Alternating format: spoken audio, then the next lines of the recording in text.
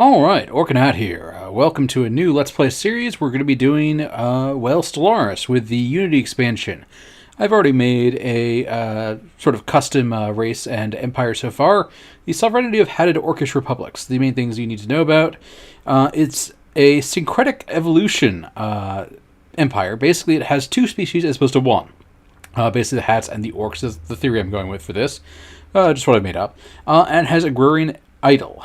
Or Idyll, I don't know how it's pronounced. Something. But basically, what this means is in addition to having the two races, also I get Unity bonuses from farming. Here's our little summary of history, our ethics for our government, and our traits. Actually, if we do it right, everything here can be changed.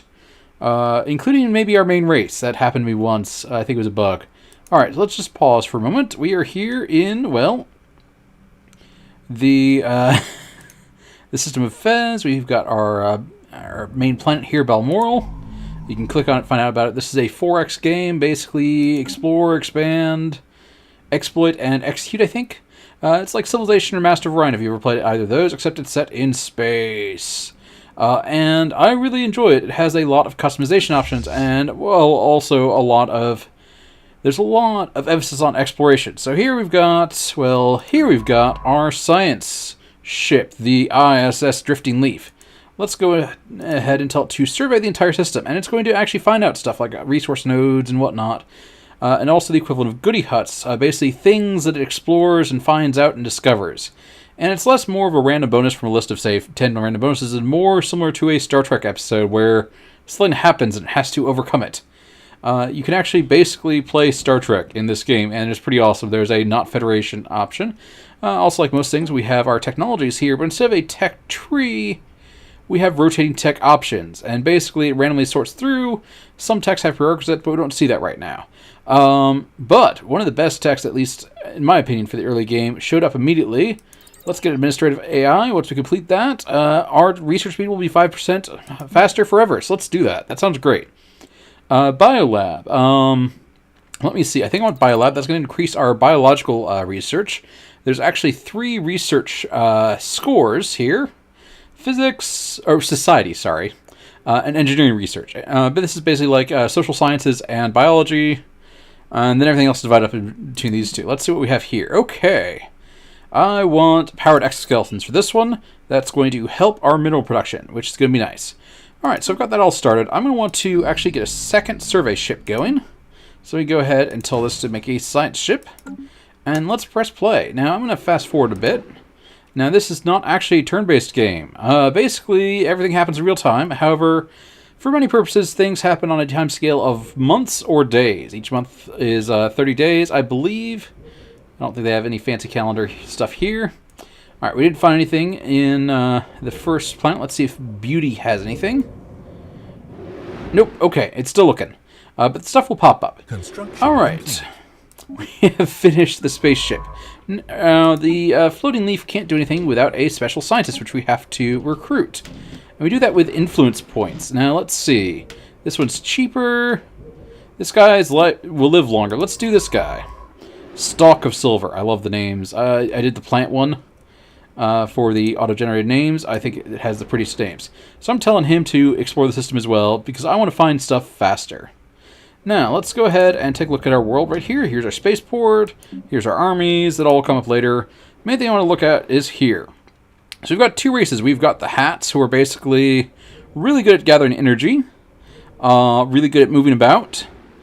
And Deviants. They like to change their social ideas a lot. And then we've got the Zokplots, or I guess the Orcs in this situation. They are strong, and I guess kind of stupid. If we look at the species list, we get more information on proles right here. Bonus on minerals, bonus on food, penalty to research, and they really like the ethics of whatever government they're in. That sounds great. They sound easy to manipulate. So, let's go ahead and see. We've got them creating food, which increases our pop growth rate. Minerals are used to build, and energy is basically money for this game. So, we want to basically put these guys on research and energy, and these guys on money and on minerals and food and stuff. So let's see. Oh yes, we also are generating Unity. That basically gives us civic points which unlock special abilities. We are kind of building for that. So let's see. Oh yes, they found an asteroid. It's too stable to be a natural occurrence. Let's research that. Oh, we found a thing there. Okay, I'm going to get to that in a second. Let's go back to the world. I want to build something new. What do I want to build? I like farming. So I'm going to build farms so I can get more people faster. And that's going to be where the Zach plots are going to be doing their thing. Oh, I'm going to slow down a bit. I'm going to pause, actually, because this is going too fast for me right now. Then, let me see. I guess this guy, I'm going to set him up with a power plant over here. Now, they're grayed out. That means they don't exist yet. They are still growing up. You've got this little blue bar here that shows their progress. The more food you have, the faster it goes. Okay, so we got that done. Now, let's zoom out a bit. We have more places to explore now that this system is done.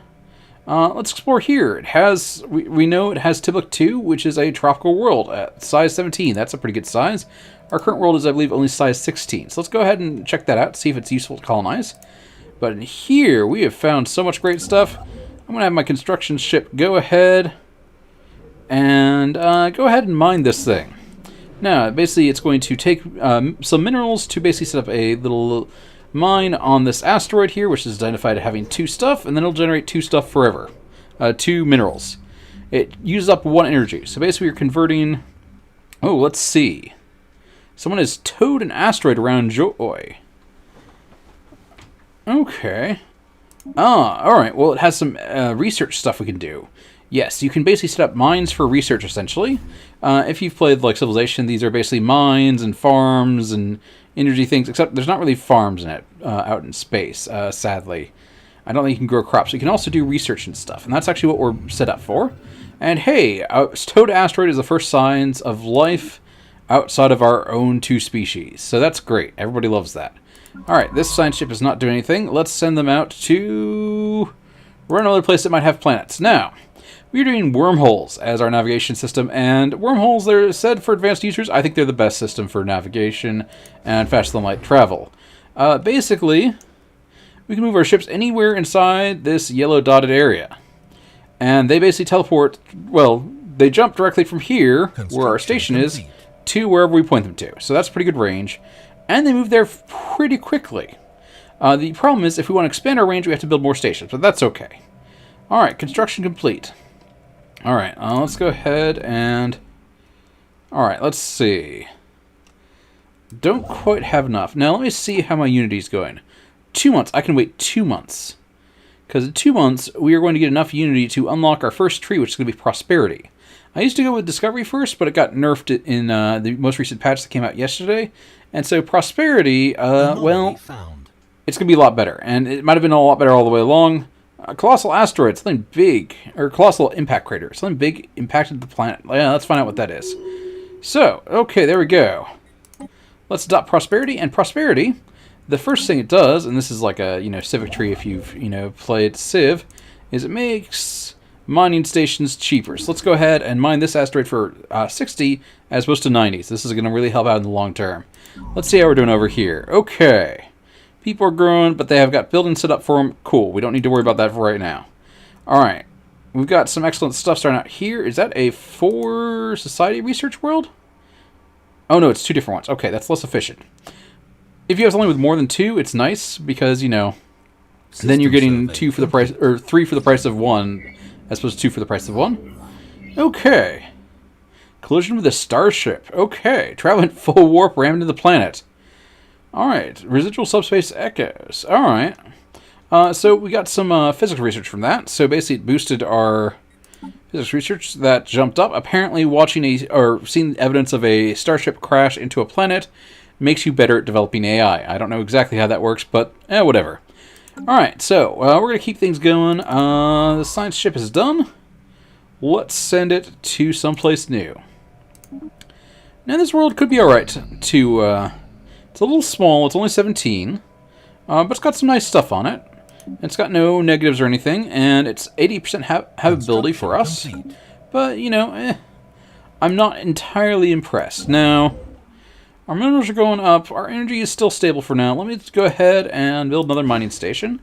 Basically, we want to get as much minerals per turn as we can handle while not losing energy, is my early game strategy. I'm sure other people might have better strategies, but that's what I'm going with for it now.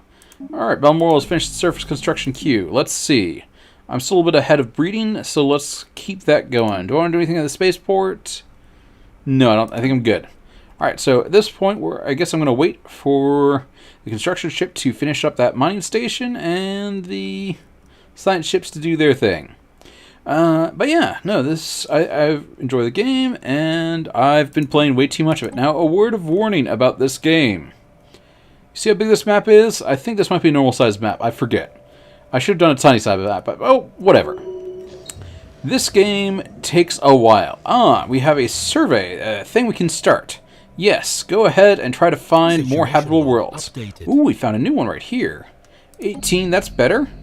It's got a negative thing. Oh, a negative positive thing. Unstable tectonics. Less habitable, less happy, but more engineering output. That could be interesting to make a sort of engineering world. I'll keep it in mind. Alright, you're done. Alright, yeah, research that asteroid. I probably should have let you guys read that, but apparently there's an asteroid or something. Let me see. Here we go. Class 12. Too stable. Yeah, it's the same situation as before. Alright, we've still got some more energy left over. Let's go ahead and mine Round Nut. I like all these plant names going on. Alright.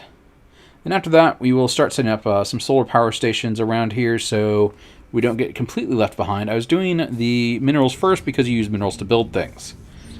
Okay, yes. Alright, that's the same thing as before. Usually there's a lot more random variants to this, but I guess today we have just gotten the same thing repeatedly. But that's okay, we'll get random variants eventually. Oh, this one is done. Alright, let's go ahead and check out this system over here. Alright.